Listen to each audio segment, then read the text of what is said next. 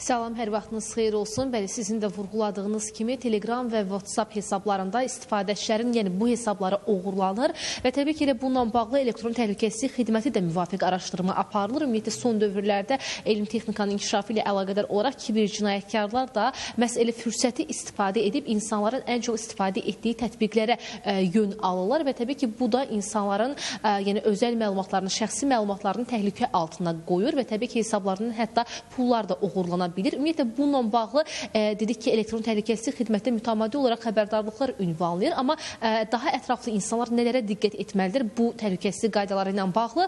Elə hazırda qonağımız innovasiya üzrə ekspert Bəxtiyar Həsənovdan informasiyaları əldə edəcəyik. Xoş gördük. Buyurun, suallarınıza cavabı sizdən eşidək. Əslində, bu kimi təhlükəsizlik problemləri ilə bağlı müxtəlif hallar yaşanır. Onlardan ilki ondan ibarətdir ki və ən bəsit ondan ibarətdir ki, xüsusilə Android istifadəçiləri arasında naməlum mənbələrdən yüklənən tətbiqlərdən verilən mesaj icazələri sizlərin mesajlar üzərindən OTP kodlarını başqalarına ötürməyinizi gətirib çıxara bilir ki, bu ən bəsit və sadə səbəbdir.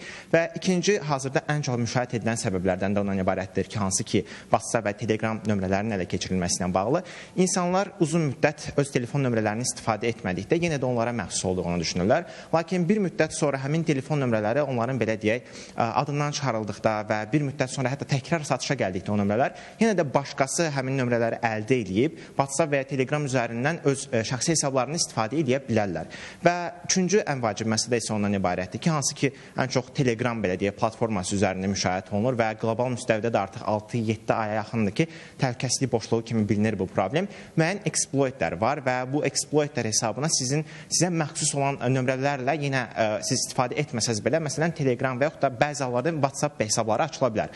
Məhz bunlardan qorunmaq üçün ilk əsas tövsiyəmiz ondan ibarətdir ki, məsələn, siz Telegram və yaxud da WhatsApp istifadə etmirsinizsə belə həmin nömrənizdən, yaxşı olar ki, ilk növbədə gedib həmin öz nömrənizə Telegram və yaxud da WhatsApp hesabları özünüz açasınız. Başqası açmadan, müəyyən belə deyək, exploitlərdən istifadə etmədən, yəni təhlükəsizlik boşluqlarından. Açdıqdan sonra isə platformalar sizə iki faktorlu, yəni belə deyək, iki qat qoruma mexanizmləri təklif edirlər. Bu iki faktorlu qorumanı açdıqdan sonra artıq siz həm öz hesabınızı açmısınız, həm təhlükəsizliyinizi təmin etmişsiniz və bundan əlavə 3 qat, 4 qat qoruma sistemləri var. Məsələn, elektron poçtla qoruma bura daxildir, əlavə təhlükəsizlik nömrələrinin oraya əlavə edilməsi daxildir ki, artıq bu zaman belə deyək, hər hansı bir təhlükəsizlik boşluğundan istifadə edərək sizin WhatsApp və yaxud da Telegram hesabınızı ələ keçirmək istəyən şəxs artıq bu 2 və yaxud da 3 faktorlu qorumadan keçə bilmir və uyğun olaraq ələ keçirsə belə siz yenidən bu elektron poçt və yaxud da bərpa nömrənizlə öz belə deyək, messenger hesablarınızı geri ala bilirsiniz. Yəni, ən böyük məsələ məhz burada hesabların əvvəlcədən sizin tərəfindən açılmasıdır.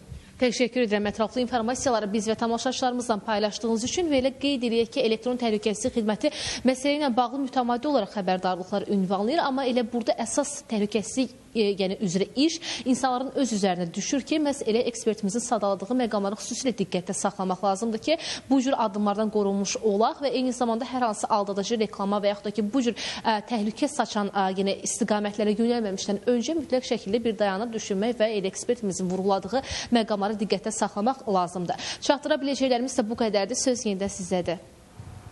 Təşəkkürlər Rəqsanə, sənə və müsahibinə minnətdarlığımızı bildiririk.